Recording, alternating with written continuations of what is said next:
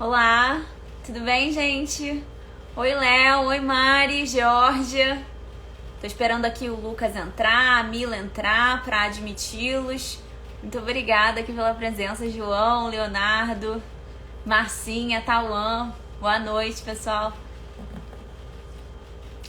Cadê, Mila?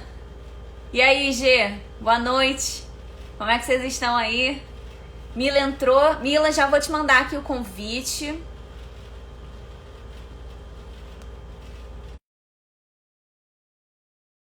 Recebeu aí, Maiara. Bom estar aqui com todo mundo. Oi, tudo Lucas bem? também entrou. Oi, Lucas, deixa eu só admitir aqui você, mandar o convite. Foi. Vê se você recebeu aí. Oi, Vanessa. E aí, Oi, Lucas, tudo Consegue me bem? Lucas. ouvir? Boa noite. Consigo, tá certinho. Que ótimo. Muito obrigada, gente. Obrigada por todo mundo estar aqui com a gente. Ó, já estão falando que você é craque. Estão elevando aqui o nível, a Isso. expectativa tá ficando. Brincadeira, relaxa aí, Lucas. Bom, em primeiro lugar, eu queria agradecer a você por ter aceito participar aqui das nossas lives, que são um quadro que a gente sempre replica toda semana e a gente sempre tem muito carinho nos convites que a gente faz. Então, assim, muito obrigada por estar aqui e por contribuir com o tamanho conhecimento que você tem e por todas as suas análises sobre a atuação do Supremo. E para te apresentar, nosso convidado é o Lucas Henrique. Eu nem sei se eu falo o seu nome corretamente. É Henrique ou Henrice? Como é que você fala? Então, eu costumo falar em Rice, mas ninguém sabe como é, né? Entendi. Eu tentei Surgiu o colocar nome. aqui uma...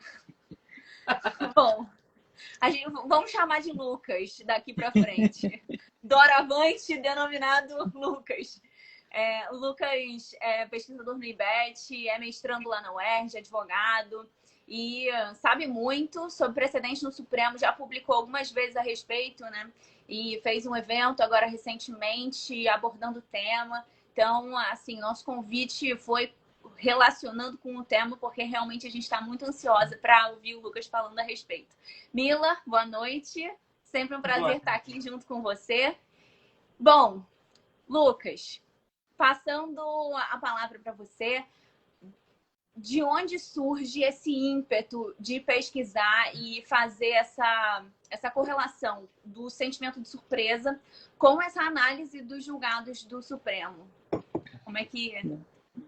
Boa noite, obrigado pelo convite, né? Muito bom estar falando com vocês. E o interessante é que o meu interesse de pesquisar sobre o tema da surpresa nesses casos de repercussão geral do STF vem um pouco da minha dissertação do mestrado, né? Desde o início eu resolvi pesquisar da repercussão geral em matéria tributária e no ano de 2020 eu fiz uma outra live com a Micaela, na época da live junto com o PJT, e aí dessa live surgiram esses artigos que eu publiquei no Jota, até com o Fábio Fraga do PJT e com o Paulo Souto do IBET, e quando a gente publicou esses artigos vieram alguns comentários falando assim, olha, tudo bem, os artigos falavam, olha, teve muito julgamento tributário de repercussão geral por meio do plenário virtual no ano de 2020. Está tendo uma reforma tributária por meio desses julgamentos. Os contribuintes estão perdendo muito. Foi aquele momento, né, de 50 e poucos, 60 casos julgados em repercussão geral em matéria tributária só em um ano. Então, estava todo mundo de cabelo em pé. E quando a gente escreveu esse artigo, falou, os contribuintes estão perdendo, voltaram alguns comentários. Tá, mas os contribuintes já não iam perder esses casos? Né? Não era esperado que eles fossem perder. E aí veio a vontade de olhar esse tema da surpresa. Né? Será que foi uma surpresa? Será que tem algo aí de novo ou já perderia? Né? E eu já adianto que talvez, se mantivéssemos o tempo normal das coisas, os julgamentos demorados da STF, com mudanças de composição, talvez os contribuintes perdessem menos. Mas não necessariamente é algo ruim que tenha saído alguma decisão. Né? Então, foi daí que surgiu essa vontade de pesquisar da surpresa e o que eu estou chamando de surpresa aí, né?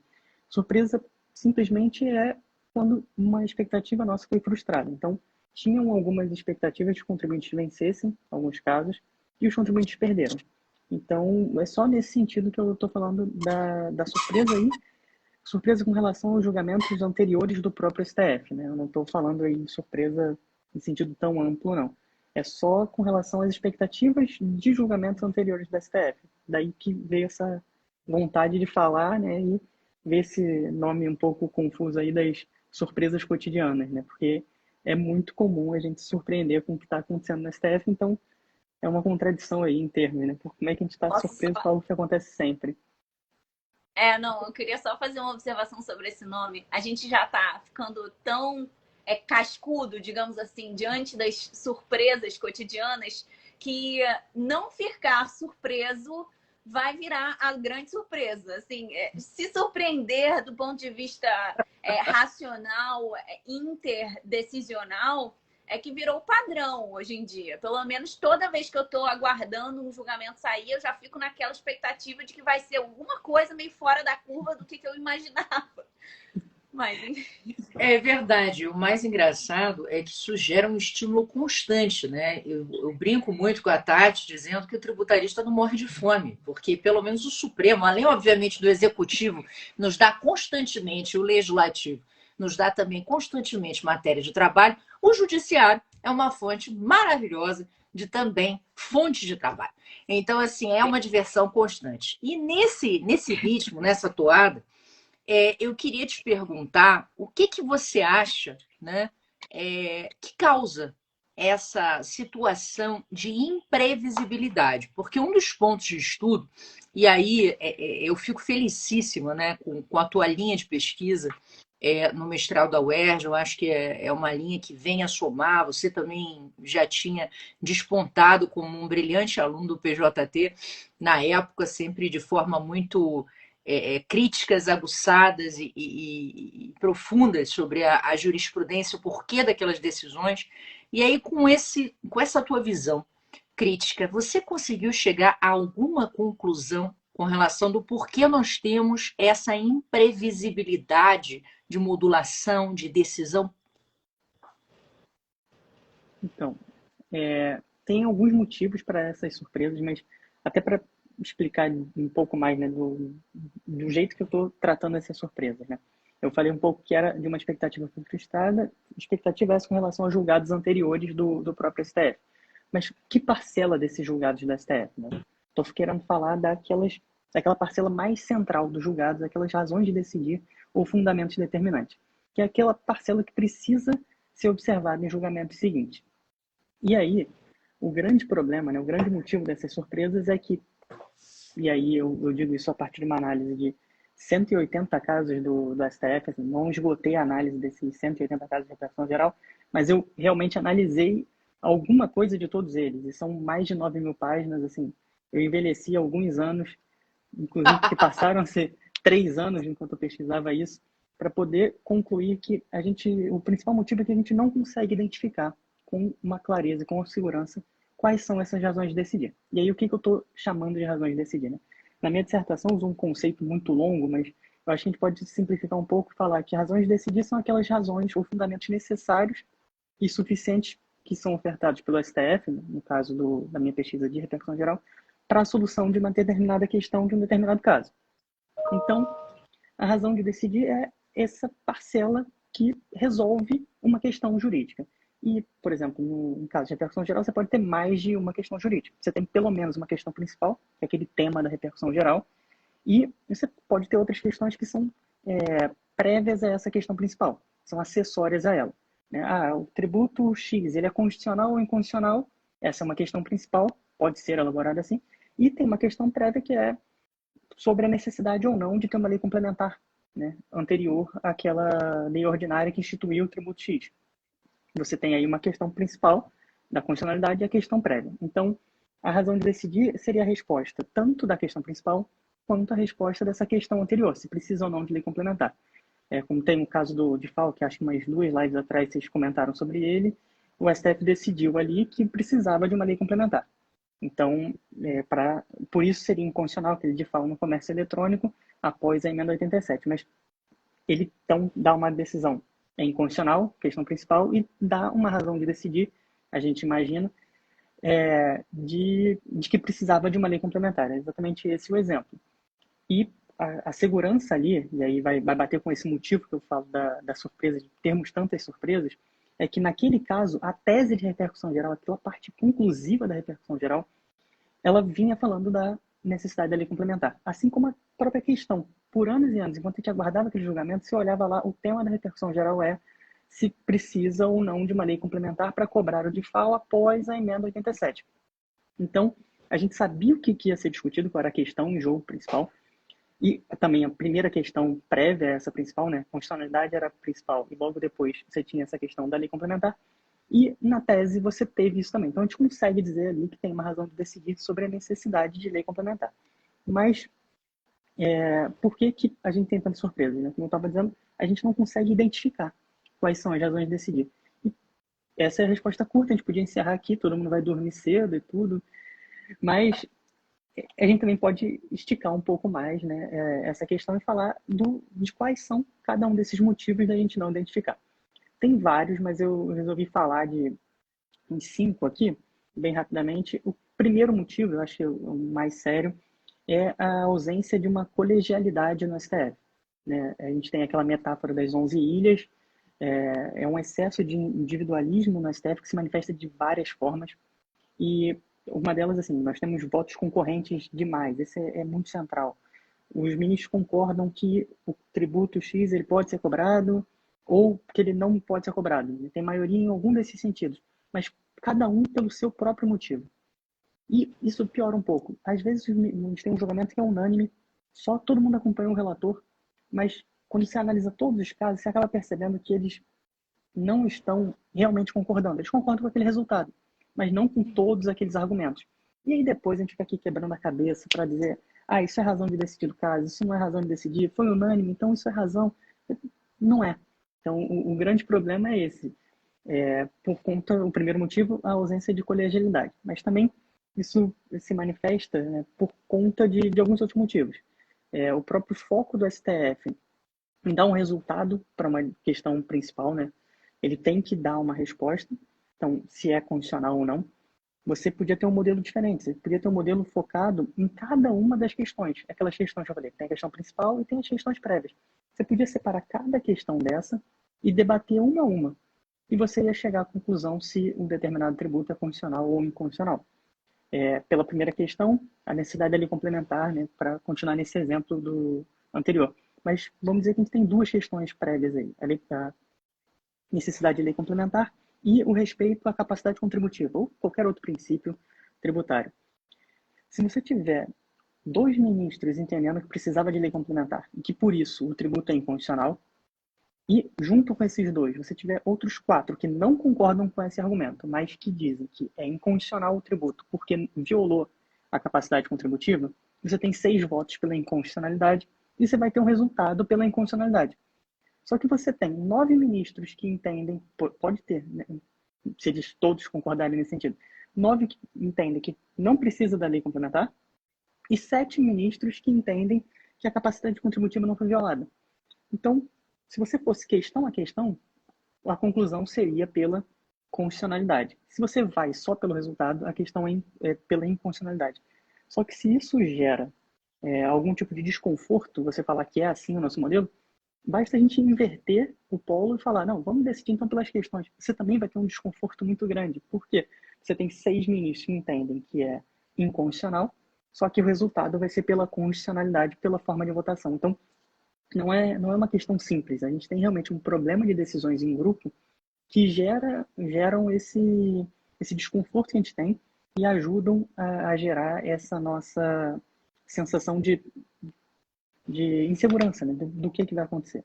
E isso são só 2, né, dos 5, mas pode falar, porque senão não tem brecha porque eu tenho um grande desconforto com o plenário virtual, quando a gente fala nessas questões de dificuldades, né, da gente identificar precedentes dentro das decisões que são proferidas pelo Supremo, controle né, difuso com repercussão geral. E aí, 2 perguntas que eu colocaria para você, Lucas. Quando você fala desses aspectos que tornam difícil o nosso trabalho de identificar precedente, você acredita que não existe precedente, não forma precedente quando você tem essa problemática de identificação de uma convergência de razões? Ou existe apenas uma dificuldade de identificar qual é o precedente? Existe um precedente, mas o acessar é obstado por essa dificuldade de convergência de razões? Essa é a minha primeira pergunta. Até eu acho que a gente fez a disciplina do Carlos Alexandre de análise de julgados. Teve aquele texto do Marinoni que comentava essa questão. E o Marinoni, ele opinava pela não formação de precedentes quando você não tem convergência. Então, eu queria saber se você concorda com isso ou não. E o outro ponto é qual é a sua visão sobre o plenário virtual? Porque uma coisa que me causa um pouco de arrepio, assim, e dúvida em relação ao plenário virtual, muito embora ele tenha suas vantagens, principalmente de pragmatismo no modus operandi ali da decisão, o problema é que esse acompanha o relator do plenário virtual é solto, né? É uma coisa assim que aparece magicamente, você não sabe se ali você tem convergência só nas conclusões ou se você tem uma convergência de conclusões e de razões. E aí a gente pode ir por dois caminhos. A gente entende que ali é estritamente uma convergência de conclusões. E aí a gente presume que as razões são diferentes. Então, a gente presume não formado um precedente se não tiver razões expressas em voto, né? Se eles não disponibilizarem seus votos individualmente.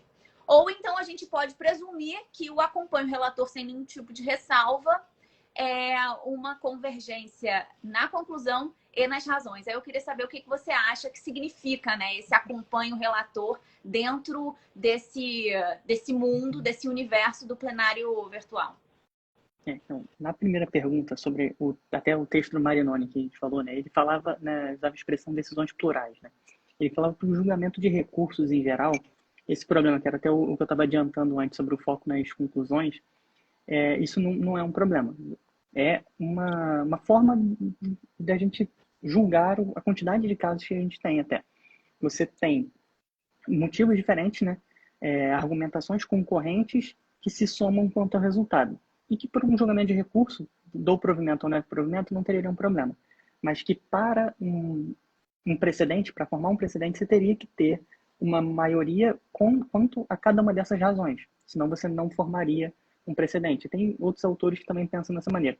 O que eu acabei, né, concluindo quando eu fazia a pesquisa do mestrado para fechar essa questão? Porque, olha, se a gente tem um caso de repercussão geral, e aí, pelas minhas conclusões, a gente não tem segurança em caso algum sobre quais foram as razões de decidir, seria como dizer, olha, toda a sistemática de repercussão geral não vale para nada, a gente não tem precedente em momento algum.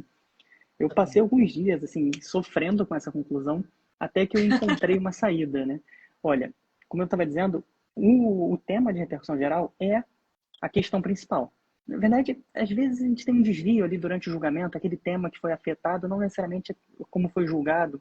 A gente teve o exemplo daquele caso do FGTS, dos 10% do artigo 1º da Lei Complementar 110, em que o ministro Marco Aurélio afetou o tema de um jeito e o julgamento no final foi por outro caminho, né? Ele falava de um exaurimento já presumido no tema, mas na tese se entendeu que não exauriu a finalidade daquela contribuição. Mas, em geral, a gente pode falar que o tema é uma questão principal.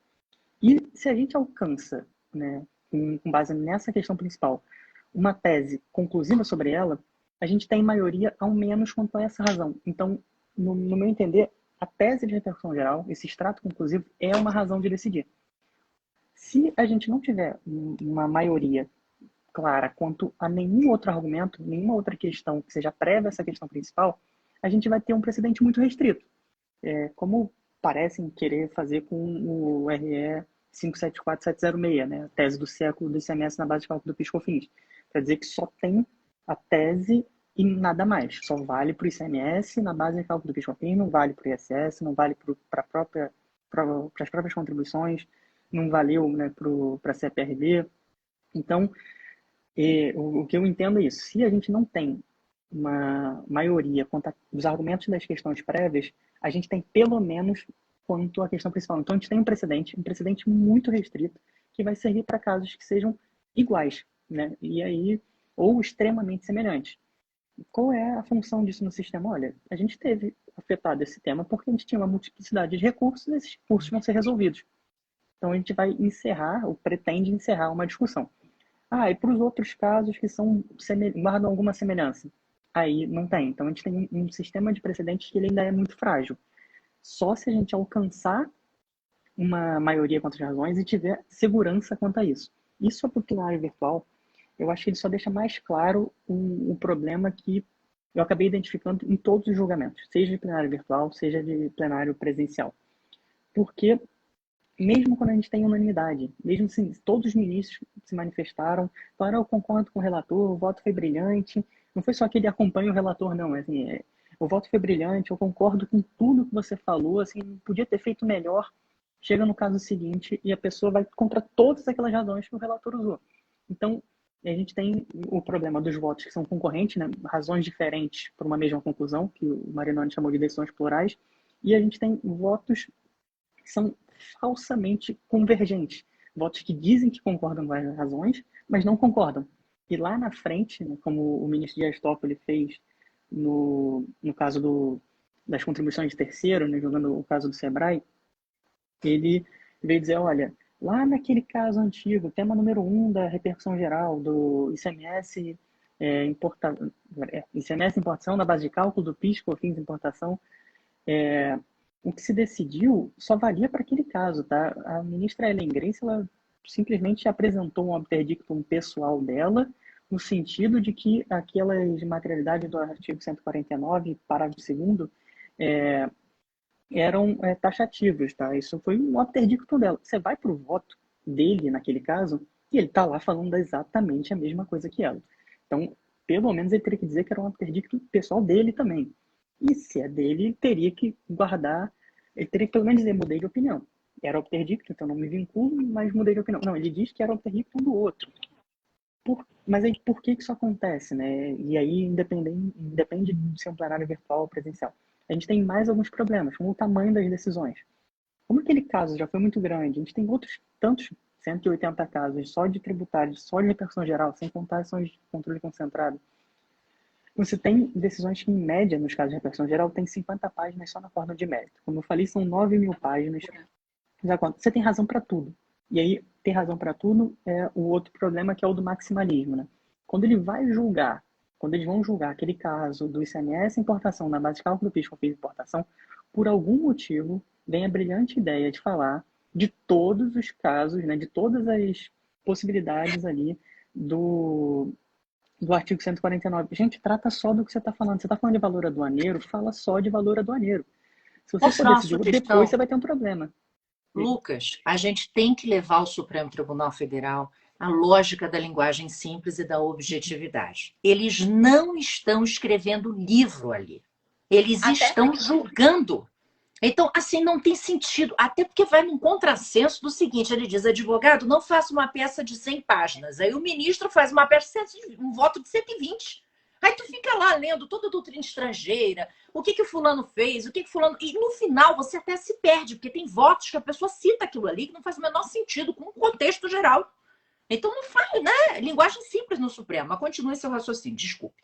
Então, mas essa questão da linguagem simples eu até entendo de onde surge isso. Eles têm uma quantidade muito grande de julgamentos, né? Uma equipe, que eu já não falo nem dos ministros, eu falo das ilhas ali, ou então tem outros autores que chamam de 11 fábricas, né? Você tem o ministro, ele é só um detalhe, assim, você tem toda uma equipe, por exemplo, em casos tributários, você tem um assessor responsável pelos casos tributários. Já foi o caso Alexandre, por exemplo, que a Tatiana falou da nossa matéria, né? Na época do Marco Aurélio, você tem alguma pessoa que é responsável por essas decisões. E muitas vezes o ministro quer que chegue para ele algo de uma matéria que ele não conhece ainda, que ele viu alguma vez na vida, não se lembra, o ministro não sabe tudo, e é feito um aprofundamento de estudos. Olha, é isso aqui, olha esse manual aqui, eu estou trazendo, isso é verdade, eu não tirei isso da minha cabeça, tem algum autor que fala isso. Aí vai montando aquele aprofundamento de estudos, que é útil, só que não tem que estar no voto. Ele tem que partir daquilo ali como se ele soubesse, porque essa é a nossa ficção. E também porque é impossível, você tem que pressupor conhecimento. Se quer falar de um determinado conceito, você não precisa fazer lá 50 livros, 50 manuais, que são meras opiniões daqueles autores. Você simplesmente vai e fala, tem esse conceito aqui, faz um parágrafo. Tem esse conceito segundo esse autor e ponto. Não vai, bota lá 3 páginas daquele autor. Isso aumenta demais e isso dificulta a gente identificar o que é a razão de decidir, porque você começa a ter decisões de 170 páginas, 200 páginas. É como eu falei, a média é de 50, mas você tem um desvio padrão aí de 40. Então, você tem muitas decisões menores, reafirmações de jurisprudência, que são acordos pequenininhos, menos de 10 páginas. Você tem casos de 200 páginas. Você tem muitos casos de, pelo menos, assim, mais de 30 casos com mais de 80 páginas só no acórdão de mérito. Tem aqueles embargos de declaração, às vezes, que são enormes. E alguns embargos de declaração que deveriam ser julgados e não são. Você tinha falado aí de modulação, né? Modulação com o ministro Alexandre de Moraes. Se você fizer embargo de declaração, esqueça. Não vai ser visto e aí volta para o plenário virtual. Os demais ministros não tem um advogado ali para levantar a mão e falar, pela ordem, meus embargos têm uma alegação de modulação aqui, preciso ser analisado. Vai embora, ninguém olha aquilo, a decisão transita julgado sem análise da modulação, por exemplo. Então, um último motivo, né, só porque eu falei que eu ia dar 5 motivos para essa dificuldade de identificar razões, ainda existem outros, mas a ausência de colegialidade foi um, o foco no resultado foi outro, tamanho exagerado outro, maximalismo, essa vontade de decidir tudo naquele caso e quase que de decidir de uma maneira como se não existe outra resposta. A que eu estou dando é a certa, então eu vou falar aqui muito sobre isso para te mostrar que só tem essa chance. E a gente sabe que no direito não é assim. A gente tem decisões possíveis, você fundamenta e ponto. E a última é a falta de metodologia. Você também falou, né, que tem votos de 120 páginas, assim. Acho que o voto do ministro Gilmar Mendes, de novo na tese do século, né? Acho que tem 10 tópicos, 10 capítulos, né? É realmente tem livros que são menores. Artigos com certeza são menores do que aquilo. E você não precisa. Você já tinha muitos outros ministros decidindo, você podia fazer algo mais sucinto. E ele ainda usa capítulos, que eu acho vantajoso. Eu elogio o fato dele usar capítulos. A ministra Carmen Lúcia, ela, em casos menores, ela faz a numeração de temas, assim, como se fosse a numeração de uns parágrafos, só que se continuar o parágrafo, ela segue sem numerar, e depois mudou o assunto, ela numera de novo. Ajuda um pouco se os casos forem julgados forem pequenos, mas cada um tem a sua própria maneira, né? Por vezes, outros ministros também usam aqueles capítulos. O ministro Roberto Barroso, o ministro Roberto Barroso, ele bota uma ementa, mesmo que ele não seja o relator, para resumir ali o que ele vai dizer. O ministro Luiz Fux, ele bota o voto inteiro na ementa, né? Então, se ele for o relator, você não precisa nem olhar voto, só ler a ementa que está valendo. Você vai ver a posição dele, não vai ver a posição do colegiado, mas a dele você vai saber. Então, cada um tem o seu próprio método. Mudou o assessor, e aí isso vai ficar claro no julgamento do ministro Marco Aurélio. Quando era o professor Carlos Alexandre, você tinha votos até maiores, mais consistentes, e no histórico do ministro Marco Aurélio são votos mais curtos. E ele realmente parece que se envolvia mais no julgamento, tinha uma assinatura muito forte dele. Eu acho que no período do professor Carlos Alexandre era um pouco mais clara a mudança. Aumentava um pouco e ficava um pouco mais claro também, a redação ficava um pouco mais direta. Mas quando muda um assessor, muda a forma de julgar também, né? Então, a gente não tem que pensar só nos ministros que mudam, a composição muda quando um assessor pede exoneração. Então, como vai ser agora, né, o gabinete do ministro Luiz Roberto Barroso daqui para frente, com mudança de assessoria e dos outros, quando a gente muda assessor, às vezes a gente nem sabe. Então, é complicado, né? E o problema, ele não vai ser resolvido por situações simples. Eu espero que a gente consiga chegar nisso ainda, que eu falo tanto que é capaz de a gente não chegar no final, mas não é fácil. Resolver isso, a gente fica numa sinuca realmente muito grande. Então, só para concluir um pouco essa primeira parte assim, do raciocínio, o que fica, né, para mim? As razões de decidir, ou fundamentos determinantes, como for mais fácil de entender, porque para mim eu trato como sinônimos, elas devem ser vinculantes, em casos de repercussão geral, por exemplo, casos que formem precedentes ou que devam formar precedentes. Mas a gente precisa identificar. Se a gente não identifica, a gente tem uma espécie de... A gente tem que interpretar, isso eu entendo, os julgados do STF, como de uma visão negacionista prática. Olha, as razões de decidir deveriam vincular, mas se eu não consigo identificar, esquece, não vinculam, elas são meramente persuasivas daqui para frente, porque a gente não tem segurança sobre elas. Então, nos casos de repercussão geral, a gente só teria segurança quanto às teses. Então, a única razão de decidir vinculante seria a tese ou aquela razão de decidir que está na tese. Principalmente porque nós temos teses que são puramente conclusivas e temos teses com alguns argumentos. Aquele exemplo do default que eu falei, ele traz ali a necessidade de lei complementar. Serve pouco, apesar de ter um argumento, porque ele está falando especificamente do caso do default da emenda 87. Então, apesar de trazer um argumento, isso não vai valer para outros casos de outras emendas necessariamente. Mas a nossa segurança é muito pequena. Realmente, a gente tem que melhorar essa situação do nosso sistema. Posso perguntar uma coisa, pegando esse gancho aí da tese? E quando a tese é mal formulada? O que a gente faz com isso? Opa! Então, não é nem só quando a tese é mal formulada. Até esse eu não tinha nem separado para falar hoje, mas quando você fez essa pergunta foi excelente. A gente tem um problema também, né, das teses anteriores ali a 2016, que a gente não sabe nem como que isso foi formulado. Aparece lá na pesquisa do STF que a tese foi formulada segundo o item 2 da ata administrativa número 12 de 2015. Aí você imagina, deve ser uma ata, né? É um parágrafo falando que foi identificado na época da presidência do ministro Ricardo Lewandowski que alguns casos não tinham as teses, não tinham sido anunciadas ali no julgamento e que isso era um problema nos termos do CPC e que a gente precisava de tese para os julgados. E, de alguma maneira, a gente não sabe se aquilo foi elaborado antes ou se cada relator e aqueles relatores que substituíam o ministro aposentado ficavam responsáveis por elaborar ou por revisar aquela tese. Então, a própria dizer que vincula pela tese não quer dizer nem que aquele texto da tese seja algo como uma lei que você precisa respeitar. É claro que aquele texto da tese tem que conversar com os fundamentos, mas a nossa maior segurança está contra aquele texto ali, porque, via de regra, os ministros se debruçam mais sobre aquele trecho. Às vezes há um debate, por vezes não há um debate necessariamente, né? No caso dos planos de saúde, e aí nem era plenário virtual, o ministro Luiz Fux adicionou o tema do seguro-saúde na tese, sendo que o ministro Fachin já falava no voto dele que não podia. A gente não está decidindo sobre seguro-saúde. Isso foi parar na tese. Como que isso foi parar na tese em plenário presencial? Por isso que eu falo que os problemas do plenário virtual só ficam mais claros, porque eles já existem no plenário presencial. Gente, isso foi alertado, e aí veio por embargo de declaração e se corrigiu. Então, realmente, se a tese está mal formulada, ela precisa ser corrigido, aquele texto precisa ser corrigido. Mas existe um outro problema, inclusive de alguns textos que surgiram do nada. Surgiram com base na interpretação de alguém, não sei quem, não sei se foi uma equipe, não sei se foram servidores ou se foram os próprios ministros, que depois do julgamento decidiram qual era aquele texto da tese. Isso é até uma pesquisa que eu pretendo fazer um dia, de saber se essas teses que foram formuladas segundo essa ata administrativa, elas são tão respeitadas quanto as outras.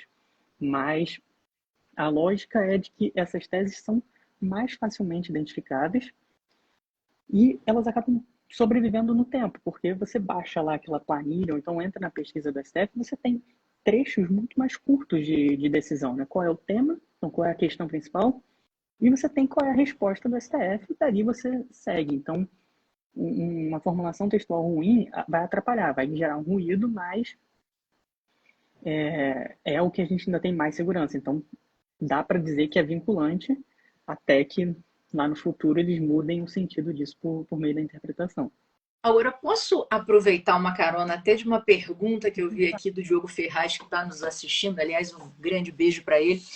Ele fez o seguinte questionamento para você. Ele falou, você acha que é proposital não haver uma linha muito certa adotada pelos ministros, justamente para que ele possa mudar de opinião?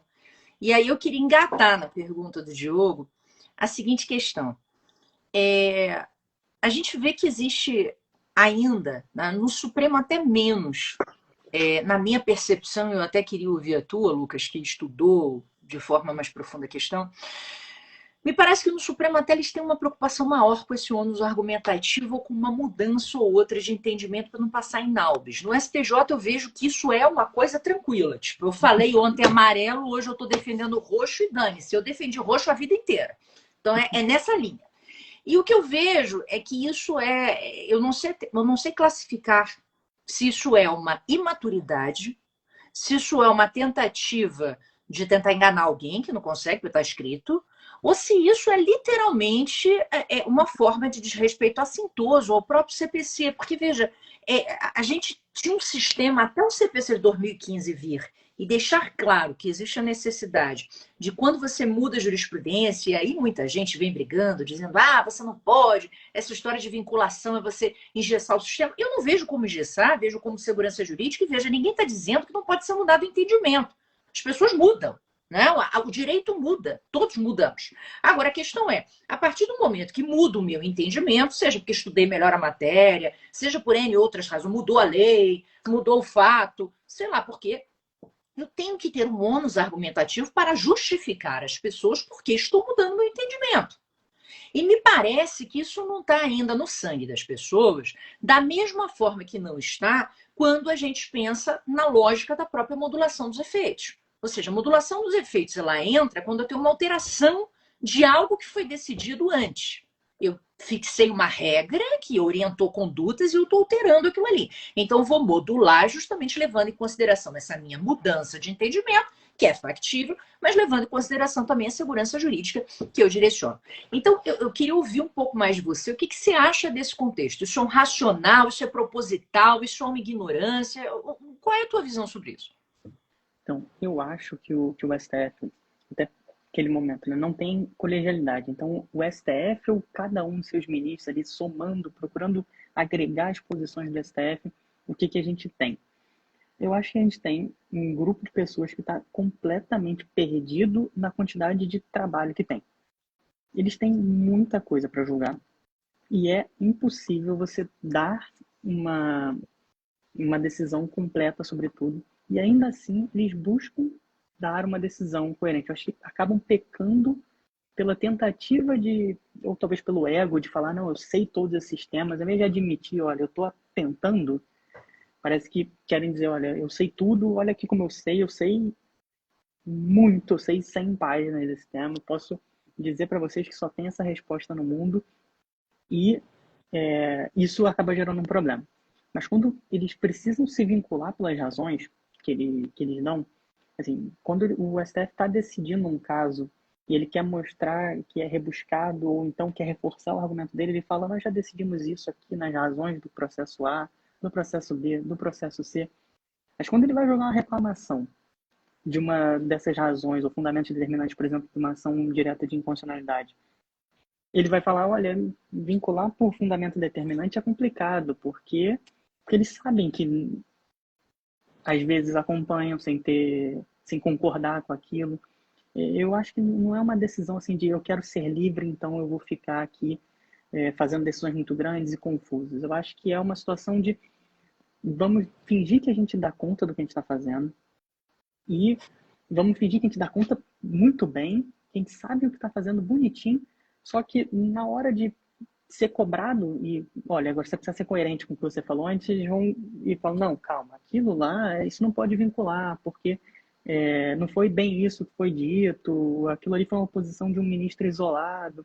Então, eu acho que acaba vindo como uma desculpa na hora que o STF é cobrado para mostrar coerência com suas próprias decisões. E aí você falou também da mudança de entendimento, né? É tão complicada a nossa dificuldade de identificar razões, e no começo eu achava que era problema meu, assim, gente, eu vou mudar de profissão porque eu não consigo entender o que está sendo decidido aqui, eu não consigo achar essa razão de decidir, é problema meu. E aí, não é um problema nosso, é que realmente não dá para você identificar com segurança.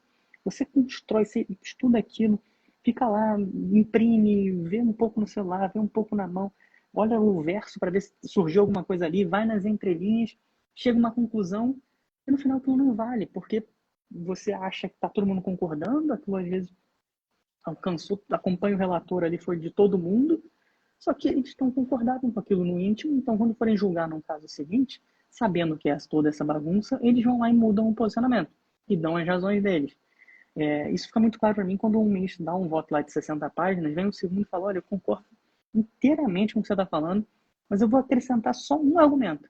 Gente, foi o primeiro argumento que o ministro falou no voto dele. Assim, você não está acrescentando nada, você está concordando com ele. Você podia dizer, eu concordo com o primeiro argumento. Ele está acrescentando, porque aquele é o único argumento com o qual ele concorda. Mas ele nem dormiu, sei lá, enquanto o outro estava falando. Então, a gente tem um cenário caótico. Eu não acho nem que é feito por maldade. mas tipo, o interesse de não se vincular no futuro, mas eu acho que é muito aproveitado na hora em que você é cobrado por demonstrar coerência. Quando você tem que mostrar uma coerência, eles escapam.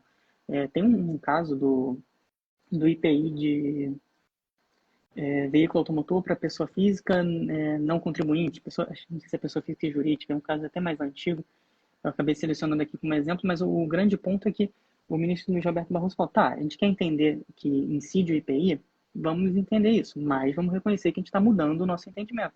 Que a gente tem aqui 8 decisões das turmas falando que não deveria incidir o IPI. E aí os ministros começam, olha, mas decisão da turma, né? Agravo regimental não dá pra gente seguir, né? Agravo regimental é decisão precária. Gente, quantos processos transitam em julgado com decisão em agravo regimental? E aí vai me dizer que isso não é decisão da STF? Aí o Gilmar Mendes até fala, olha, nesse caso ele fala, olha, deveria, né? É decisão do Supremo, deve valer como decisão do Supremo, mas diante da quantidade de casos, né, a gente não sabe bem como esses processos são feitos. Só que esse assunto que eles deram para os agravos vale para a repercussão geral também. Por exemplo, as repercussões gerais em plenário virtual. Quando o presidente atual do STF entendia, ele falou isso em uma live, ó, problema de falar em live, né, ficar gravado, tá lá no YouTube, Aliança pela Advocacia Empresarial, se eu não me engano. Eu acho que só eu vi, né, tem 10 visualizações, mas eu já vi 15 vezes, o YouTube nem conta mais. Ele fala, olha, naquele furacão de precedentes tributários ali do plenário virtual em 2020, ele fala, olha, não foram, ele ainda não era presidente quando isso estava acontecendo, ele entrou logo depois, mas ele fala, olha, não foram julgados leading cases tributários não, foi só assunto com jurisprudência pacificada. Gente, vai olhar o plenário virtual daquela época e você vai ver que não é. E assim, a emenda regimental já tinha afastado o requisito para o julgamento eletrônico que você tinha que ter, né, que surgiu em 2019, você tinha que ter a jurisprudência, né, não é pacificada necessariamente, você tem que ter uma jurisprudência firme para você poder botar no ambiente virtual e julgar pelo plenário. Quando vem a pandemia da Covid, eles tiram esse requisito e falam, se for uma jurisprudência pacificada, é preferencial o julgamento eletrônico. E parece que o ministro não viu isso. Então, você teve lá 50, 60 julgados em que o atual presidente do STF achava que não tinha matéria ali controvertida, era tudo pacificado, tudo tinha jurisprudência. E você vê lá 6-5, 7-4, a briga feia, tipo, os contribuintes reclamando e daqui a pouco eles vão dizer, olha, mas isso aí foi julgado no plenário virtual em 2020, né? Não tem como a gente confiar num julgado de 2020. Ele não é precário, né? Esse julgado foi precário, então lá na frente, quando ele não quiser se vincular, isso vai poder ser um argumento. Inclusive, a gente fica aqui reforçando o plenário virtual tem problemas e tudo. Aí no dia que a gente quiser se valer de um argumento ou de uma decisão do Supremo nesse julgamento de 2020, os ministros vão usar todos esses nossos argumentos para criticar o plenário virtual, para falar, não, a gente não pode se vincular ali, porque o julgamento é precário, né? Plenário virtual, como vocês mesmos, contribuintes, disseram, a gente não pode confiar. Então, o problema é muito grande, não acho que seja algo, tem uma mente brilhante por trás disso, né? Se aproveitando, eu acho que, como qualquer ser humano e qualquer grupo de seres humanos, o STF ele vai se aproveitando ali, no momento ele quer fazer o melhor, no momento que ele faz aquele voto gigante, e aí na sequência, quando ele tem que responder por aquilo, ele quer fazer o melhor também dentro do possível. Olha, eu não tenho como me vincular aquilo tudo que eu fiz, então eu vou dizer de alguma maneira que eu não disse aquilo, mas no fim do dia a gente tem um grande problema, a gente tem uma batata quente nas mãos, que é uma insegurança enorme, porque a gente não sabe o que foi decidido. E por não saber, assim, o que a gente procura fazer? Né? A gente procura dar soluções para resolver. Nós aceitamos que nós temos um problema aqui de colegialidade, a gente tem um problema de identificação de razões. Basta a gente resolver, então. Vamos lá, STF. Acabou essa brincadeira. Agora vocês precisam expressamente dizer isso, né? A Tatiana vai lembrar que foi muito discutido nesse grupo de pesquisa do professor Carlos Alexandre e do professor Luiz Queiroz, que se dizer, olha, assim como tem para tese, a gente precisa que as razões decidir, a gente pode usar a ementa para isso, né? Que a ementa seja votada para que os ministros digam quais são as razões que eles concordam efetivamente, a gente vai ter um precedente mais claro, não vai acabar a interpretação, não vai acabar completamente em segurança, mas a gente vai ter alguma segurança e algum parâmetro mais claro quando eles fizerem isso. Só que, como eu falei lá no início, assim, nós temos um problema de que o nosso foco é no resultado. A gente tem muito processo para julgar. A gente não pode parar de ter o foco no resultado, porque senão vai ter uma paralisia geral nas decisões. O STF ainda tem que decidir milhares de processos. Então, se você fala para ele que ele tem que votar essas razões, a gente corre um sério risco de chegar ao momento de termos a decisão em um sentido e as razões em outro. Né? Como aquele exemplo lá da lei complementar e da capacidade contributiva. Se você for pegar questão em questão e falar, essas duas questões foram resolvidas, são vinculantes. E a tese também. Mas elas são conflitantes. Qual seria a solução no caso desse? Olha, a tese vale mais, porque é a questão principal. Então, só se formam razões de decidir vinculantes se você tiver uma maioria de uma razão no mesmo sentido da conclusão. Se você tiver uma maioria no sentido contrário à conclusão, aquela razão ela não é vinculante. Mas então quer dizer que essa decisão ficou não fundamentada? Não, esse já é o nosso modelo. A gente já tem decisão pelas conclusões. Foi fundamentada, mas essa razão de decidir ela não é vinculante. Ela é uma razão persuasiva para ser usada no futuro. Só que quando você começa a pensar, gente, o problema é muito complexo. Porque se você falar isso, você está realmente enfraquecendo a decisão. E se no futuro, quando você for julgar o próximo processo, a sua razão de decidir for a única razão de decidir que você tem maioria contra ela, no sentido de que, por exemplo, não precisa de lei complementar. Agora foi a razão de decidir e a conclusão de lá é que o tributo Y, não mais o tributo X, o tributo Y é constitucional porque é desnecessária a existência de uma lei complementar prévia. Olha, agora você tem a conclusão no sentido, você tem a razão de decidir no sentido, só que essa razão de decidir conflita com o caso anterior, com a conclusão do caso anterior. O que você faz nesse momento? Você para de falar de direito tributário, ou então você segue como STF, sem se vincular a muitas razões, diz que não foi bem isso que você disse. Então, quando eu fui também, né, fazer, como todo mundo faz, eu acho que estuda esses casos do STF, da falta de colegialidade, fala, não, a gente precisa ter razões que sejam claras. Se a gente tiver as razões claras, do jeito que a gente tem posições, todo mundo vota, né, no modelo seriático, todo mundo vota aberto, todo mundo dá suas próprias razões, a gente vai ter problemas sérios de coerência dentro da decisão, vai ficar explicitado. E aí a gente vai ter que ter muita maturidade para aceitar que a gente pode ter uma conclusão no sentido diverso da decisão. Ou a gente muda o nosso modelo e fala, olha, o que vale são as decisões com relação às questões. Mas a gente não pode ficar na dúvida, olha, é uma coisa ou outra. E pela quantidade de casos, eu imagino que a gente tem que continuar com um foco nas razões, nas conclusões, desculpa. Porque senão a gente não tem decisão nem sobre os casos de repercussão geral que são sobrestados. A gente vai parar de ter decisão, a gente vai ter só a confusão. A decisão que os casos de repercussão geral eu adoro por isso, porque eles dão uma decisão clara sobre alguma coisa.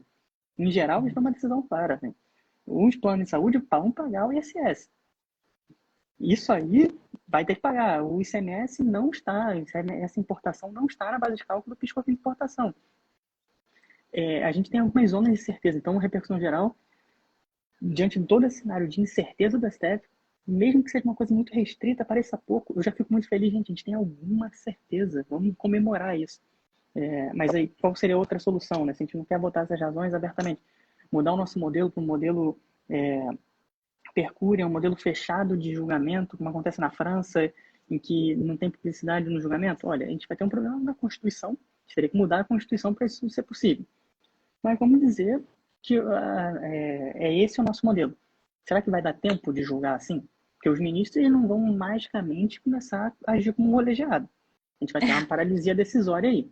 Né? Para chegar até... A gente só pode ter um voto. A gente só pode ter um voto vencedor, a gente não pode ter divergente, a gente não pode ter concorrente, a gente não pode ter concorrente. Assim, é um voto, todo mundo está votando junto. Não vai sair nada dali. A gente pode Lucas, pedir para... Pode falar. Posso só te interromper para colocar uma pergunta? Será que é calculável ou cogitável um modelo intermediário entre o seriatim e o percúrio? No seguinte sentido, tem votos apartados, né? Cada ministro produz o seu próprio voto e depois você tem um exercício de convergência e eles têm que decidir o que vai estar uno eu acho que acaba simplificando esse processo, que seria talvez equivalente a deixar consignada a tese e deixar explícita a razão de decidir. Não sei, estava aqui refletindo a respeito disso também na espontaneidade, mas o que você acha a respeito disso? Então, eu acho que você já foi minha banca da graduação. Não sei se você lembra, você era a minha banca no meu TCC. Então, eu vou te pedir para ser minha banca na dissertação também no mestrado, porque pelo menos alguém vai concordar comigo. Eu proponho isso na dissertação do mestrado, só que não é tão simples. Como eu falei, é muito grave. Foi aí que eu identifiquei esse problema, né, identifiquei com maior clareza esse problema de termos razões, né, maioria de uma razão, que é contrário ao resultado. A gente vai ter que ter a maturidade de falar, e aí eu sugiro lá como uma regra, olha, se a razão de decidir tem maioria, ela for contrária à conclusão, essa razão tem que ser descartada. E aí você tem outros problemas como decidir. O ministro que foi vencido, o ministro ou a ministra que foram vencidos na conclusão, eles vão votar as razões? Se votarem, essas razões ganham uma importância maior, só que também aumenta a chance de termos razões contrárias à conclusão, que geram um desconforto e geram uma ruptura, de certa maneira, no sistema. Mas se eles votarem a favor, a gente tem uma maior chance de ter uma razão de decidir vinculante, com o maior número de ministros ali se comprometendo, então uma decisão mais colegiada. Como fazer, né? Você falou, a gente vai ter uma sessão presencial, então cada ministro dá a sua posição como eles fazem hoje, e aí eu gosto do plenário virtual, né? Não o que a gente tem, mas como uma ferramenta possível para um momento intermediário. 10 dias aqui para vocês mudarem essa redação dessa tese, quanto à conclusão só pode mudar a redação da tese, né? Porque foi o que orientou a decisão. Isso tem que sair na primeira sessão, eu imagino. Nessa segunda sessão, a tese só pode mudar a redação. Razões, você pode acrescentar lá as suas, porque só o relator que propôs inicialmente, né? E na sessão você até falou as suas, mas isso não está no plenário virtual que começou pelo relator. Olha como já é confuso, né? Eu estou falando aqui, você vai vendo que vai ficar uma coisa estranha. Depois desse momento, você tem que passar por uma terceira fase, que é a votação dessas razões. E aí você vai ter que saber se você tem ou não uma maioria e se essa maioria está no sentido favorável ou desfavorável com relação à conclusão. E aí, na minha visão, você tem que ter um quarto momento, que é de novo uma sessão presencial, para a gente ter uma ratificação disso tudo. Olha, foi isso mesmo que a gente decidiu aqui, vamos lá, não tá... Porque no plenário virtual tem esse problema, né? Que, às vezes se fala ali e foi perdido uma coisa que é absolutamente incongruente, ou o ministro chega e fala, olha, a gente tem um problema aqui, talvez a gente tenha que analisar uma modulação. E fica falando sozinho, ninguém está prestando atenção naquilo, ninguém viu, foi o último a votar. Então, essa última sessão seria importante para isso, mas uma votação, por exemplo, de questões de ordem dos advogados também, né, que participaram daquela primeira, mas não participaram do plenário virtual, eles podem levantar uma questão de ordem. Um ministro que não foi ouvido no plenário virtual, ele pode levantar uma questão de ordem e provocar ali. Mas olha isso, já foram 4 sessões. Não é simples. Olha o tempo, e aí é um grande problema. Olha, a gente tem um tempo, tem que tomar mais decisões. Se essa proposta for adotada, qual é o ganho, a perda de tempo? Eu já mostrei, né? Tipo, não é simples.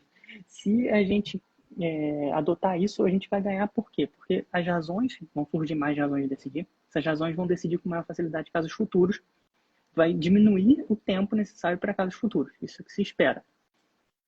Mas, no primeiro momento, a gente vai ter um problema. Então, a gente tem que separar isso para os casos que formam precedentes, né? Casos que ações diretas de inconstitucionalidade, ações de controle concentrado geral, repercussões gerais, um agravo regimental, um recurso comum, isso tem que continuar sendo votado do jeito que é, assim, porque não tem condição, tem que ser julgado rápido mesmo que não tenha concordância de nada.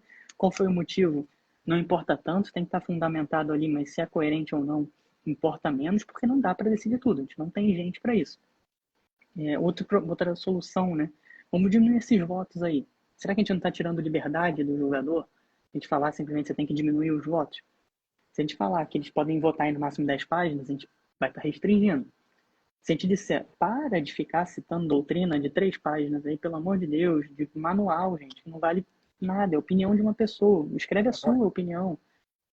Já é alguma coisa. Então, citar aquela jurisprudência, pega aquela ementa do Fux e bota no jogo. Pra quê, gente? É só a opinião do Fux. Você não tá botando ali a opinião da turma, do pleno inteiro. Assim, diz qual foi, bota um parágrafo. Posso só fazer dois aportes aqui? O primeiro deles bom, a maioria desses ministros fizeram prova para concurso público e na prova para concurso público tem a limitação de linhas. Ninguém sentiu a sua liberdade restringida ali. Então, eu acho que isso aí, não, esse argumento de que a minha liberdade está restringida, eu lamento. Agora, trauma de concurseiro. Pelo amor de Deus, não é? Teve muitos ali que são juízes, já foram promotores, procuradores, então todos eles passaram por limitação de página. Ninguém pode no concurso público escrever 30, porque não tem a pessoa que vai corrigir na banca que leia isso aí. Então, acho que já começa por aí. Agora, uma questão que eu acho interessante com relação a esses julgamentos e a própria lógica do Supremo é a gente refletir, né? Esse excesso de trabalho, de certa forma, ele advém de um excesso de competências que se dá a uma Corte Suprema, que não é uma corte apenas de fixação de precedentes. A gente tem um Supremo julgando várias coisas, né? Então, essa é uma problemática que eu acho que também pode piorar esse volume, que se talvez a gente fizesse, eu ouvi você falando da questão de mexer na Constituição, talvez se a gente fosse mexer na Constituição para efetivamente reduzir o âmbito de competência de atuação do Supremo Tribunal Federal, para deixar ele como uma Corte Constitucional efetivamente, talvez isso nos ajude muito na qualidade do julgamento. Agora, uma outra coisa que me preocupa e que eu queria também ouvir de você é o seguinte. A gente tem no 927 uma sistemática, inclusive, que eu chamo até de advocacia de rede, né? Que ela é inclusiva, quando você afeta, inclusive, a própria afetação de temas para fins de repercussão geral, você pode pegar temas correlatos, porque às vezes eu estou olhando um caso só, e aí quando vocês falaram de precedente que foi julgado e fixado mal, eu não consigo deixar de me lembrar daquele RE, acho que é 190.235, que julgou uma questão aduaneira, dizendo que não era sanção política você fazer apreensão para fins de cobrança do imposto de importação quando você tinha um lançamento por arbitramento, né? Um caso lamentável, onde o cara era um picareta, ele estava realmente querendo indicar um valor para fixação dos produtos que ele estava importando abaixo do mercado. O auditor fiscal pegou isso, claramente falou, vou segurar a mercadoria, se você não me fornecer o valor adequado, ele não forneceu o valor, o fiscal arbitrou o valor, falou, olha, só vou liberar essa mercadoria se você pagar o imposto. O camarada ainda teve a cara de pau de impetrar o mandado de segurança e essa porcaria chegou no Supremo. Aí, ninguém na hora que foi julgar isso, chegou e falou, não, peraí, vamos raciocinar aqui. Existe esse caso de arbitramento, onde houve uma picaretice do cidadão, mas existem situações onde, de fato, eu não tenho picaretice de ninguém, eu tenho uma discussão envolvendo interpretação de classificação fiscal, às vezes até mesmo questões de enquadramento e por aí vai, diferenças de base e tal, que existe realmente uma discussão legítima, interpretação do fiscal para um lado, interpretação do contribuinte para o outro, e que diversas vezes foram resolvidos com lavratura de autodifração e liberação de mercadoria sem apreensão, né? Na verdade, retenção, que eles chamam. E isso não foi levado a pé. Se criou um precedente numa visão míope de uma situação que não é a regra geral. Então, assim, o que eu acho que falta também, que talvez dentro dessa sistemática... Ué? Saiu o som só para mim, não? Voltou. Voltei. Tinha saído o som.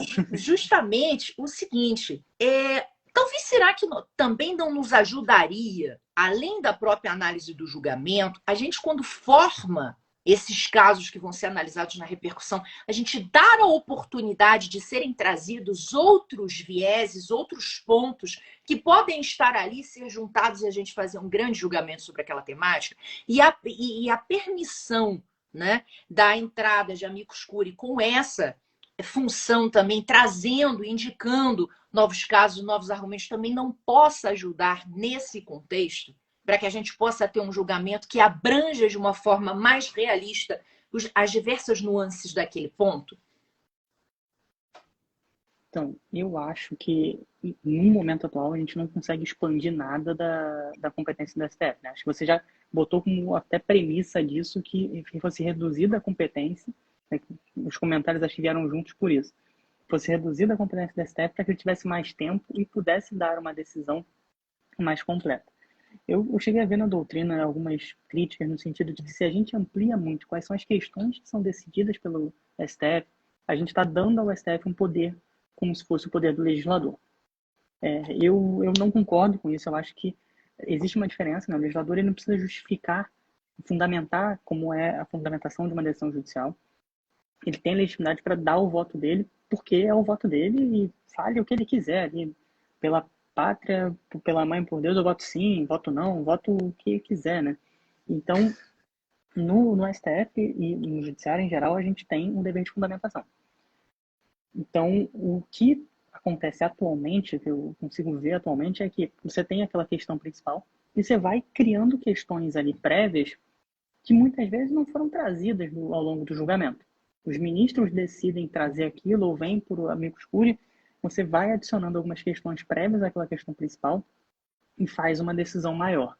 Eu não vejo problema desde que você tenha com aquela questão que foi levada a julgamento uma relação, né? Então, o que eu digo é que, assim, como eu chamo as razões de decidir, são razões que são fundamentos adequados para a solução de questões necessárias.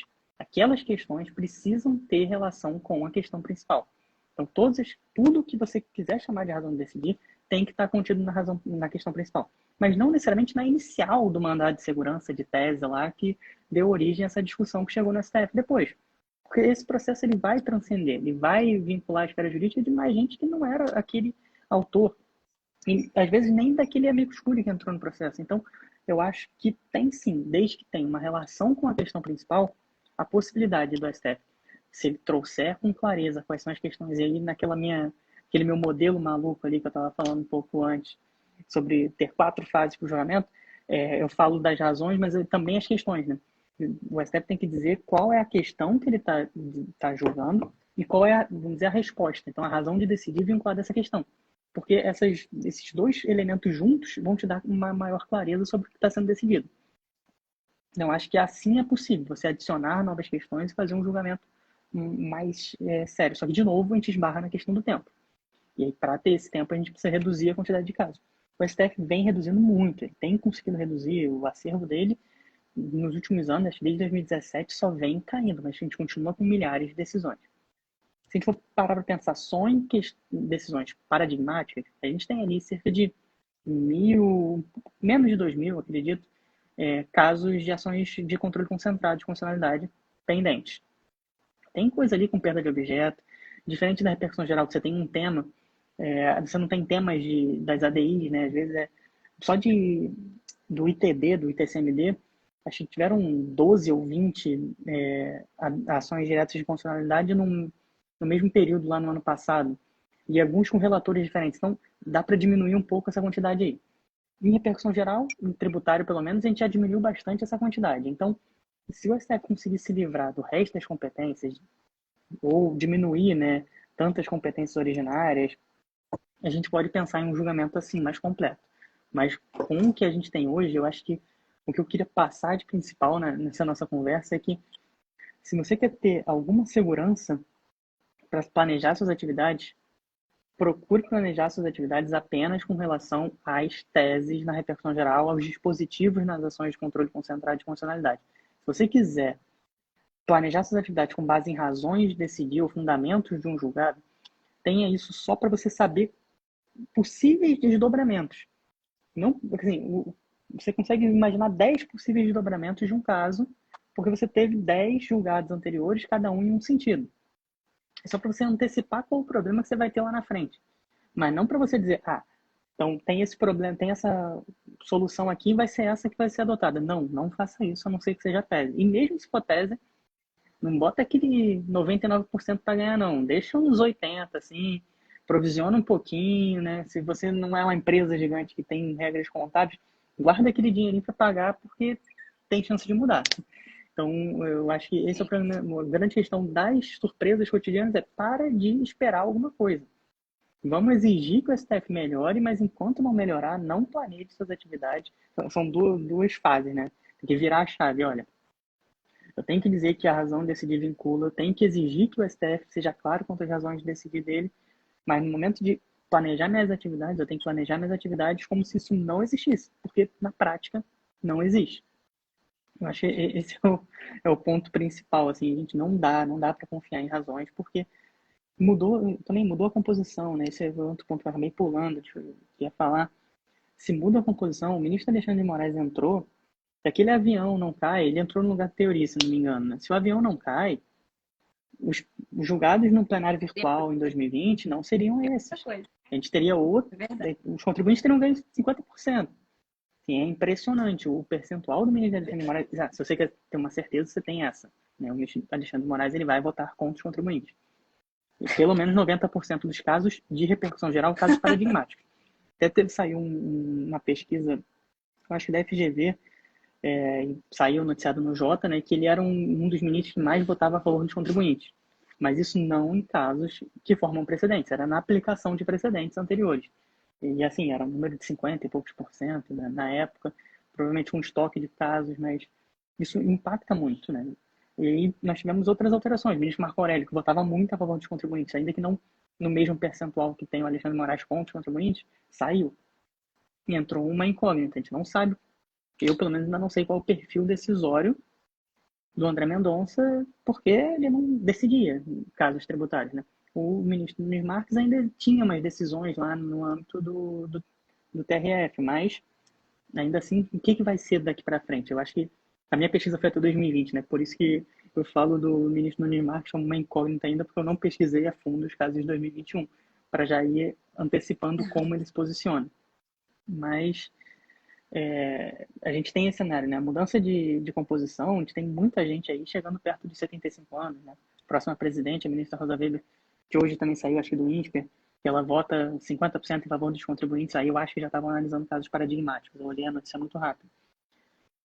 A gente vai perder e essa ministra, se entrar outra Alexandre de Moraes, aí melhor nem recorrer. Economiza custas, economiza tempo, economiza passagem, internet, se for por sessão virtual, porque não vai ter jeito. Então, a gente, do jeito que a gente está hoje, é isso. É composição, é algo que pode mudar muito rapidamente, né? Então, eu acho que a gente precisa ficar batendo nessa tecla, falar, né? Eu tinha combinado com o Fábio, até hoje eu não entreguei, a gente também escrever junto sobre isso, né? De falar dos percentuais, né? Das decisões paradigmáticas do ministro Alexandre de Moraes, porque parece muito claro que ele vota muito contra. Até hoje eu só vi um assunto, acho que para isenção em automóvel para deficiente físico, salvo engano, era isso, que ele votou em favor dos contribuintes, mas também, pelo amor de Deus, né? Se votasse contra, realmente era... Perdi o lugar raro, do céu, né? Essa ele perdia ali. Mas a não. energia elétrica ele votou contra. Ele conseguiu entender que não era essencial. Ali, eu não cheguei nem a essa profundidade de 2021. Aí. Cortou, parece que não existe mundo em 2021. É tanto caso em 2020 que aquilo, você tem que parar a vida em algum momento para analisar o que aconteceu para trás. Quando você olha para frente, já mudou tudo. Então, mas a insegurança eu posso garantir para vocês que se mantém. Então, fiquem tranquilos, o que eu falei continua valendo. Esse caso do ICMS na energia elétrica, alíquotas superiores à alíquota básica, eu e Mila fizemos uma live sobre, e nessa ocasião até falei que eu convergia com as conclusões da Mila, no sentido de que tanto para telecom como para energia elétrica, as alíquotas superiores caíam por terra, do ponto de vista da constitucionalidade, mas eu achei ruim a fundamentação, porque em uma parte do voto do Alexandre de Moraes, ele fala que energia elétrica não é essencial, e eu acho que a gente pode ir além disso. A gente pode chegar num ponto de proporcionalidade, mas aí eu acho que é exigir demais que os argumentos estejam metodologicamente adequados. Enfim, acho que, Lucas, para amarrar aqui, você falou duas coisas que me fez cosquinha aqui para falar a respeito.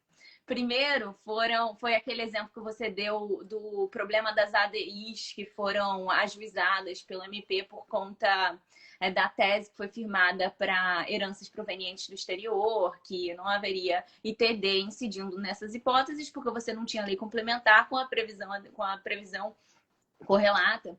E isso poderia, essas 20 e tantas ADIs poderiam ter sido dispensadas se o controle difuso com repercussão geral reconhecida tivesse efeitos compatíveis, né? Equivalentes ao controle concentrado no que diz respeito à vinculação à administração. Porque essa necessidade do ajuizamento de todas as ADIs é porque as administrações estaduais não ficam vinculadas àquilo que foi decidido com repercussão geral reconhecida. Salvo engano, a Nina Pencar, que está escrevendo a respeito disso, acho que eventualmente ela vai publicar algo nesse sentido, mas para mim faz todo o sentido, porque realmente é um equívoco do ponto de vista da eficiência, que inclusive é um princípio constitucional. E a segunda coisa que eu queria observar sobre a última fala que você fez foi essa sua posição prudente de recomendar. Não se baseiem em razões, se baseiem no que está na tese. Só que, assim, nem todo advogado, ao recomendar né, providências, tem esse nível de cautela, tem esse nível de conservadorismo e de prudência. E eu até achei curioso, porque eu lembrei do caso em que até quem fez o voto divergente, mas que foi voto vencedor, né? Foi o Alexandre de Moraes.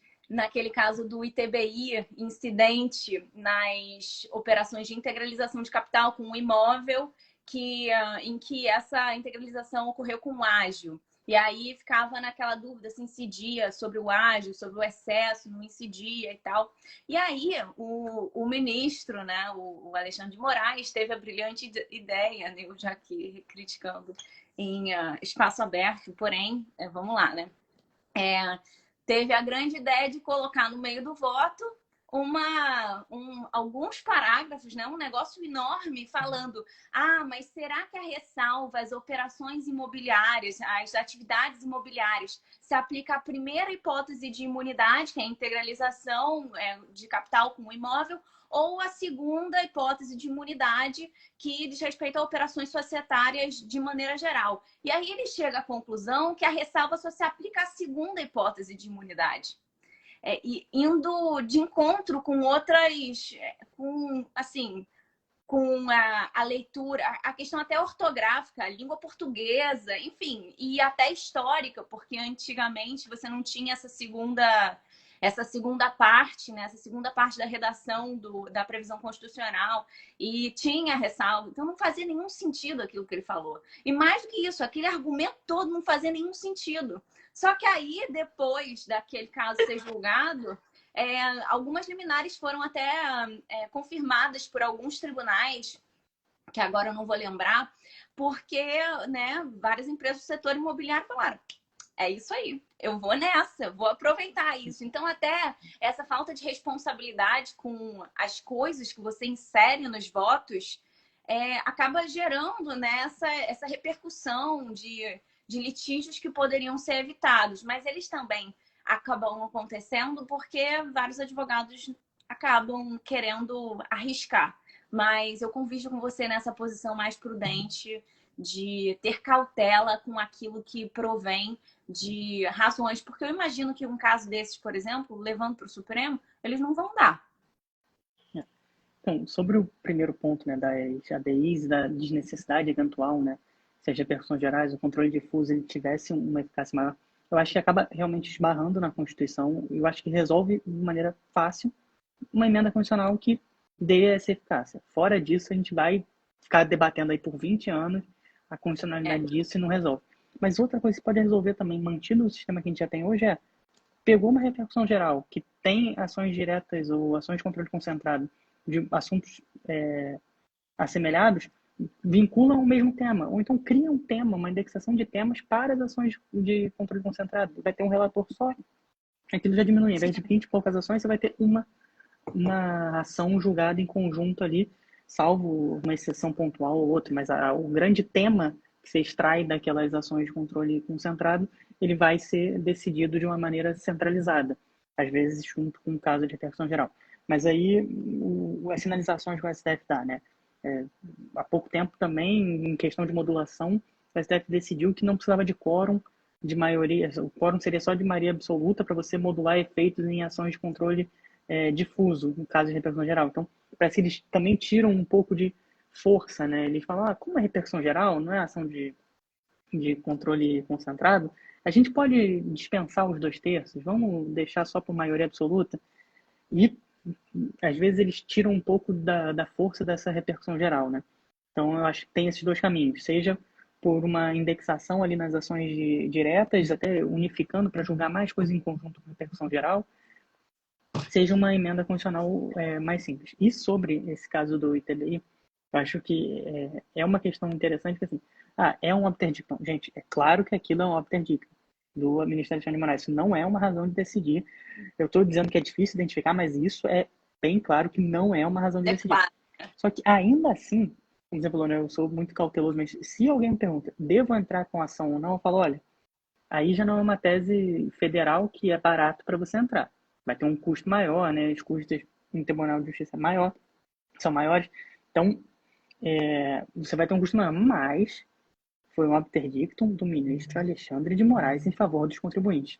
Isso tem que valer alguma coisa. Assim. Para mim, vale mais do que uma razão de decidir da maioria. Porque se ele está dizendo isso, eu não acho que ele manteria lá na frente. Mas se ele disse, vale a pena pensar em ajuizar a ação, sim, claro. Considerando que é uma chance pequena de ganhar, se tiver no seu custo, mas eu acho que ele de não quem calculou. Hã? Lucas, eu acho que ele não calculou. Ele Não, calculou na hora, essa se ele tiver que decidir lá na frente, eu acho que ele vai decidir contra os contribuintes mantendo a posição. Mas, gente, é o obter-dictum dele. Até o Ricardo Almeida, não sei se ele entrou aqui hoje para ouvir a gente, mas ele até escreveu um artigo criticando, falando, olha, quem diz que isso é razão de decidir, tipo, isso é falso, é mentira, as pessoas estão tentando se aproveitar. Gente, dá para você entrar com a ação sem achar que aquilo é a razão de decidir. Sim. Você pode entrar com a ação porque é um obter-dictum. Como também teve aquele caso da FGTS que eu comecei falando, lá do adicional do artigo 1º da Lei Complementar 110, foi um interdictum do relator nas ações de controle concentrado, naquelas 2 ADIs, que levou todo mundo a entrar com a ação porque do exaurimento, né, da inconstitucionalidade superveniente pelo exaurimento daquela finalidade da contribuição. Então dá para você justificar, mas esperar que vai ganhar realmente, assim, eu apostaria que vai perder, mas eu aposto isso contra todas as teses. Eu vejo todas as teses e falo, gente, vai perder. Só que se você não entra, modula, só para quem entrou com a ação, fomenta mais que você entra. Então, se alguém me pergunta, para entrar com a ação? Olha, pagando honorários baratos, se as custas não forem caras, se o benefício existir, também não dá para entrar com a tese que não vale para sua empresa, né? Sim. Tem muita empresa que entra com tese que, gente, mas você não tem nem benefício econômico, você está entrando com isso para quê? Qual é a razão de ser dessa sua tese? Mas o pessoal entra, né, o contábil não conversa com o tributário ali, sai a ação completamente perdida, mas na dúvida tem que litigar. Se for barato, e é o que o STF provoca. Se ele para com essa modulação, excetuando quem entrou com a ação, olha, se você vai modular, modula para todo mundo. Mas eu entrei com a ação, eu gastei dinheiro com advogado. Exatamente, STF, você quer modular, você vai ter que desagradar todo mundo, inclusive tipo, o seu sobrinho que é advogado, o seu amigo que é advogado, o advogado que está ali na sessão e que vai querer te bater, assim, você quer modular, modula para todo mundo, não dá para modular só para quem não entrou com a ação, porque você vai fomentar mais ações e a gente nunca vai acabar. E enquanto isso não acontece, eu critico, mas enquanto isso não acontece, eu continuo pagando as contas usando dessa posição do STF. Né? Então, se me perguntarem, é para entrar com a ação? Olha, se o custo for baixo, entra. Não pensa 2 vezes, porque os benefícios, né, em tributário, os benefícios são muito grandes. Então, a gente acaba obrigado a entrar. E com isso a gente vai, né, os escritórios vão existindo. Até eu falando que eu queria que acabasse as ações de tese, é capaz do Fábio vir aqui, né, se ele souber onde eu tô, para me agredir, mas acontece. Tipo, ele estava aí antes, eu não sei se ele está agora para fazer essa brincadeira, mas, gente, eu realmente sou muito contra as ações de tese, no ponto de vista acadêmico e no ponto de vista profissional, sou super favorável. Entra com todas. Não pensa 2 vezes, não. Só pensa no custo se você tem benefício econômico. Só isso. Não, eu acho que eu me identifico no seguinte sentido. Eu tenho toda uma mentalidade voltada para o acadêmico e quando eu penso na minha prática, várias coisas conflitam. Mas aí a gente tem que meio que saber essa paredinha que reparte e que a gente está desenvolvendo um papel em cada campo, né, da nossa atuação profissional de maneira geral. Agora, em relação a essa tese especificamente, você está falando assim, não, entra, com certeza. Mas é lógico que, dependendo do custo, arrisca. Mas eu não consigo ver nenhum pingo de chance desse negócio prosperar. Porque, a meu ver, assim, realmente não tem nenhum lastro de racionalidade. Não faz nenhum Mas sentido, isso, né? né? Realmente. Às vezes não é essa questão que vai puxar todo o racional que endossa a conclusão. Então, realmente é complicado. Porque a gente não consegue prever o que vai acontecer. A gente não sabe qual vai ser a composição até lá. A gente não sabe quais questões, como a Micaela falou, né? Às vezes, questões que a gente não sabe ainda hoje vão começar a surgir e vai surgir uma razão muito clara para você dizer que é mesmo incondicional nessa hipótese aí da integralização. E vai virar uma coisa que, assim, quem não entrou com a ação perdeu. Perdeu esse período, porque vai demorar 10 anos para ser julgado. Então, é uma situação realmente que você fala, olha, passa no teste do riso essa tese? Com muita dificuldade, né? Se você pega qualquer tese, você pode rir, gente, isso não faz nenhum sentido, porque de onde inventaram isso? Aí você começa a pensar, pô, mas... Eu acho assim, o problema é que na vida, né, pelo menos assim, ao longo do que eu acompanhei, teve teses que eu achei que elas não iam prosperar. E loucamente prosperar. E outras que eu entendia, gente, isso não tem como perder. A criatura perdeu. Entendeu? Então, assim, diante desse cenário de total incoerência. Na né, dúvida, vai. Exatamente, na dúvida vai, porque aí é aquela frustração que às vezes eu percebo, é muito comum num advogado que começa, né? Ele acha que a vida da academia que ele estudou é o que ele vai ver no mundo real. E não é.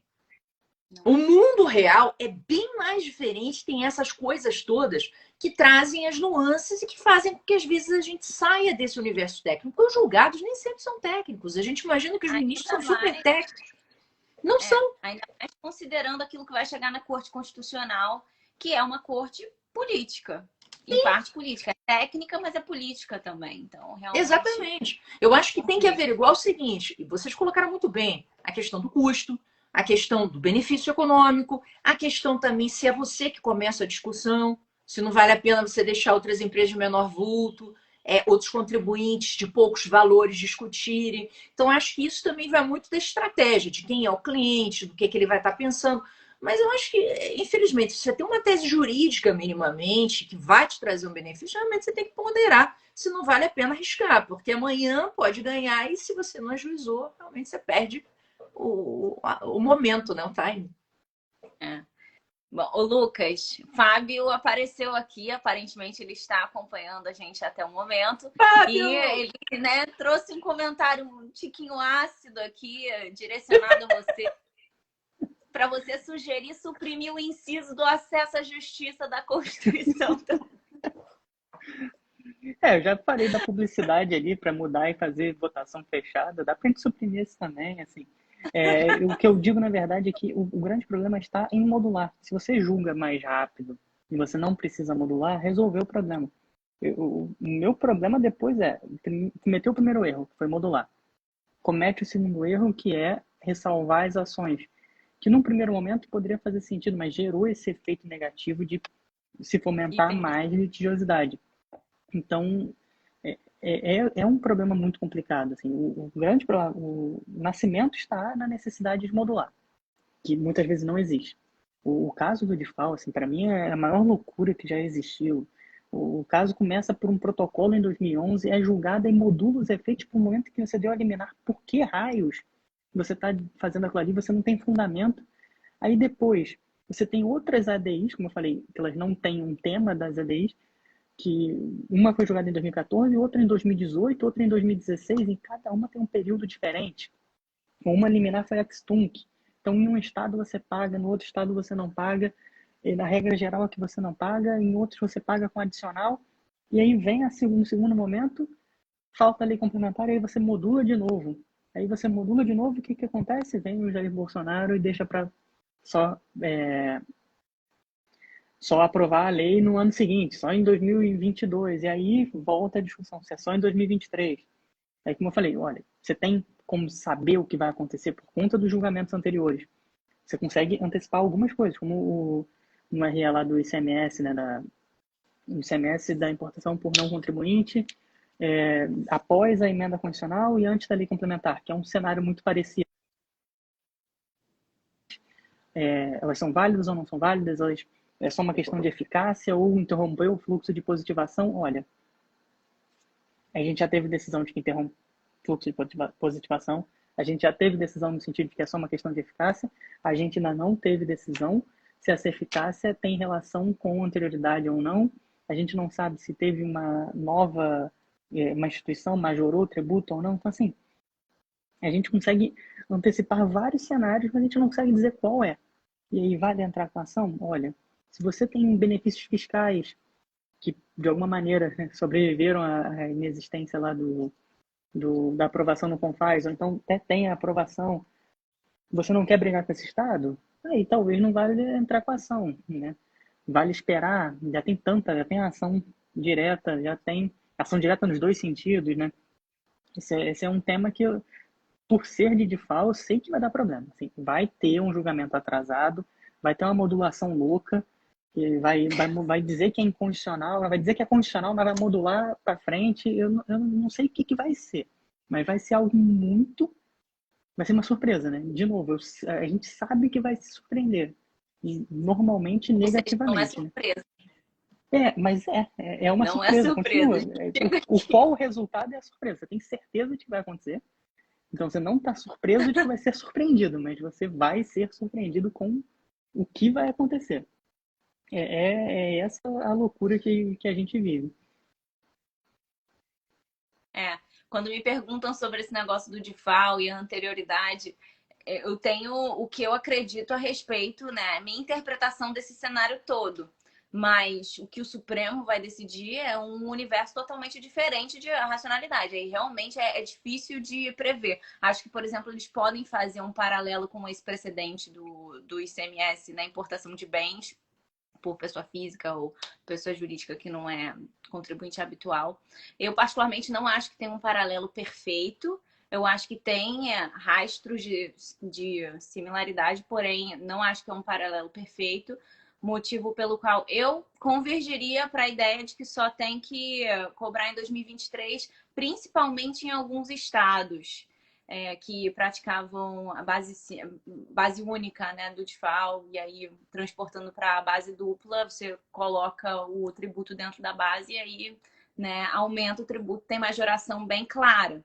Mas, de maneira geral, acho que é difícil saber o que o Supremo vai decidir, por todas as razões que você deixou bem claro durante a live. Lucas, acho que foi excepcional todos os seus aportes. A gente sai com vários pontos para refletir. Eu já estou ansiosa aí para o seu trabalho final da dissertação, porque certamente vai ser algo que vai agregar muito ao nosso direito tributário, às obras de direito tributário que tratam de precedentes. Acho que a gente ainda tem pouca coisa sobre precedentes em matéria tributária, principalmente porque os julgados em matéria tributária têm repercussões muito particulares, principalmente envolvendo modulação de efeitos. E para modular, até em outra live a gente estava abordando isso, também é necessário, né, na decisão de modular, ter um racional que é coerente, que se replique pelo menos nos seus aspectos de ponderação. Então, acho que realmente você escolheu um tema muito bacana e eu, particularmente, estou ansiosa para ler. Muito obrigada. Vou passar aqui a palavra para mim. Idem. Olha, inclusive vai ser a sua terceira live com a gente aqui, tá? Já estou assumindo compromisso. Quero ouvir. Obviamente, lerei seu livro com muito prazer e gostaria de tê-lo aqui conosco debatendo. Lucas, você simplesmente, a palavra para essa live é sensacional. Você é tímido para falar, mas você está arrasando e você tem que falar cada vez mais. Sabe por quê? Porque eu acho que você traz brilho e luz no momento de escuridão. E isso é importante. A gente precisa de criticar, a gente precisa entender, a gente precisa aprender mais sobre a sistemática de precedentes. Então, parabéns pela sua tese, parabéns pelo seu trabalho. Muito obrigada por você ter dado a gente essa oportunidade de debater, de refletir sobre o tema. E continue, porque eu tenho certeza que você vai continuar trazendo aí aportes sensacionais para a gente e nos iluminando com a tua luz, tá bom? Obrigado pelo convite, pessoal. Eu até queria perguntar, né? Eu acho que vai ficar gravado, porque a minha mulher e minha filha estão dormindo, eu quero que elas vejam amanhã de manhã, vou botá-las no YouTube. Eu queria agora, além de agradecer o convite, naquela live de 2020, eu esqueci de agradecer a Marina, que era minha noiva, então eu quero agradecer ela pelo apoio, porque hoje, né, ela botou aqui o tripé para eu fazer a gravação e me apoiou desde de manhã me ouvindo falar sobre os casos da STF. Na verdade, há 3 anos me ouvindo falar dessa dissertação que não acaba. Daqui a pouco vou publicar como obra póstuma, porque já estão adiando de novo a minha entrega. Eu não sei quando é que vai acabar essa dissertação, não, mas uma hora vai acontecer. Então, eu queria agradecer a vocês e agradecer a ela. E vamos ver o que sai dessa dissertação e o que sai do STF até lá. Obrigado pelo convite, pessoal. Uma boa noite. Tchau, tchau, gente. Obrigada aí pela audiência também. Mila, sempre um prazer estar aqui junto com você. Nossos debates em lives. Obrigada, Lucas. E se alguém tiver mais alguma pergunta a respeito, se tiver ficado aí alguma coisa no ar, manda no nosso direct ou nas caixinhas de pergunta quando a gente abre. Enfim, fiquem à vontade. Pode mandar aqui no Tributário em Jogo ou nos nossos pessoais, que a gente dá um jeito de atender as dúvidas de vocês. E é isso, gente. Tchau, tchau. Uma boa noite. Muito obrigada. Boa noite, pessoal. Tchau, pessoal. Beijo grande.